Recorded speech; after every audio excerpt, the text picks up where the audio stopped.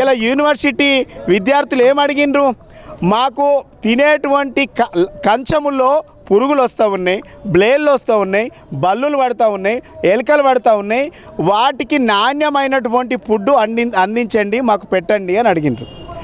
మాకు గత కొద్ది సంవత్సరాలుగా పెండింగ్లో ఉన్నటువంటి స్కాలర్షిప్లను ఫీజు రియంబర్స్మెంట్ వెంటనే విడుదల చేయాలని అడుగుతూ ఉన్నారు. మాకు రాత్రి 10 అయినా కరెంటు సరిగా ఉండట్లేదు, నీళ్లు రావట్లేదు, స్నానాలకు తాగడానికి బాత్రూంలోకి పోవడానికి నీళ్లు రావట్లేదు, మాకు సరైన సమయంలో నీళ్ళు ఇవ్వండి అని అడుగుతూ ఉన్నాడు. అంటే ఇలా మీరు ఈ సర్క్యులర్ తీసి ఈ సమాజానికి ఏం మెసేజ్ ఇవ్వదలుచుకున్నారు? నీళ్లు రాకపోయినా ప్రశ్నించొద్దు, కంచముల్లో తినేటువంటి కంచముల్లో పురుగులు వచ్చినా, బ్లేడ్లు వచ్చినా, బల్లులు పడ్డా నోరు మూసుకొని అట్లే తినాలి.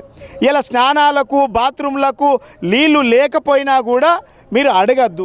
ఇలా ఇక్కడ స్లోగన్స్ ఇవ్వద్దు, మీరు ధర్నాలు చేయొద్దు, మీరు రాస్తారోకలు చేయొద్దు. అసలు అంటే ఇక్కడ ఎవరు కూడా ఏం పెట్టినా అంటే ప్రభుత్వం చెప్పింది వినాలే, పెట్టింది తినాలే యూనివర్సిటీలో అనేటువంటి భావన ఈ ప్రభుత్వం తీసుకొస్తా ఉంది.